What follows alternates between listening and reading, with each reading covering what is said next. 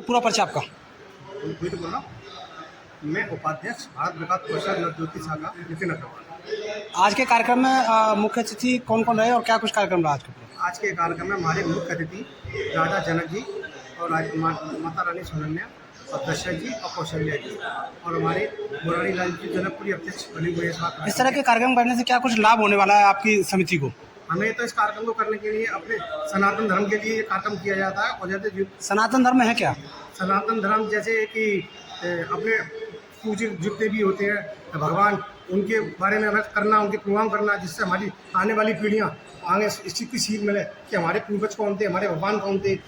हमारी इस तरीके की सीख के लिए हम ये कार्यक्रम करते आ रहे हैं। और ये भारत विकास परिषद नवज्योति पिछले विगत सनातन धर्म को लेकर के कई बातें होती है, लेकिन भक्ति और अंधभक्ति में क्या अंतर है?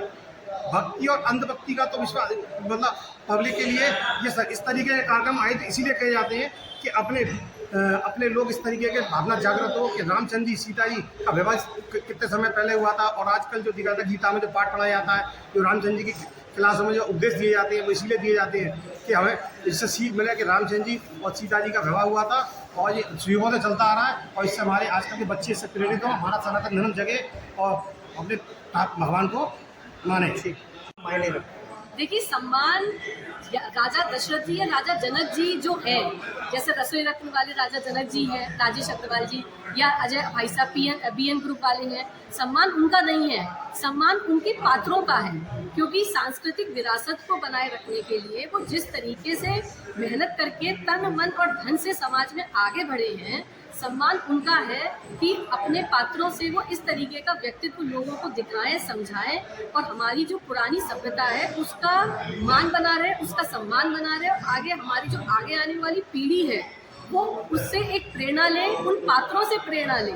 साथ में रामायण का हर एक पात्र अनुकरणीय है, सम्माननीय है और एक एक पात्र से हमें जो सीखने की प्रेरणा मिलती है, वही हम ये चाहते हैं कि हमारी जो समाज में लोग हैं, हमारी संस्था से जुड़े लोग हैं या आपके चैनल के माध्यम से या अखबार के माध्यम से जो लोग हैं, वो सब इस तरीके के कार्यक्रमों को देखें, समझें और आगे बढ़ें और अपने रामायण के पात्रों से कुछ ना कुछ अवश्य सीखें।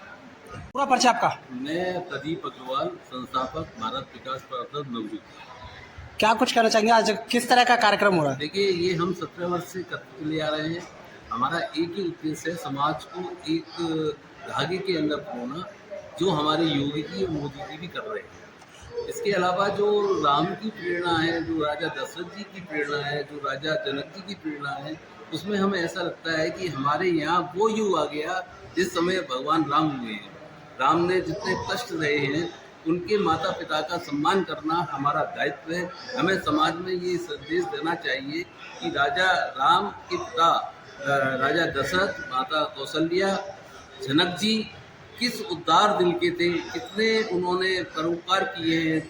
एक लड़की को कन्यादान के रूप में देकर एक बाप जो परोपकार करता है, उसके मुकाबले कोई परोपकार नहीं है। इसी श्रेणी में हमारी भारत विकास परिषद नवज्योति शाखा लगातार सम्मान करती आती है और जो भी कार्य समाज का होता है, आगे से आगे बढ़कर उसमें हिस्सा लेती है।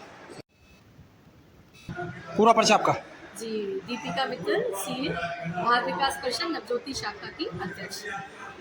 क्या कुछ कार्यक्रम चल रहा है आज? ये हमारा कार्यक्रम पिछले 17 वर्षों से लगातार जो हमारी शाखा है, जो पूर्ववती नवोदय थी, वो 17 वर्षों से वो स्वागत करती आई है राजा जनक और राजा दशरथ के स्वरूपों का।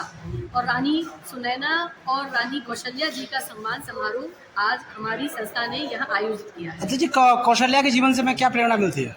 देखिए, कौशल्या जैसी माँ बनना तो बड़ा मुश्किल है, पर उनका जैसा राम जैसा पुत्र होना भी बहुत मुश्किल है। ये प्रभु ने उनकी कोख से पैदा होकर समाज का उद्धार करा।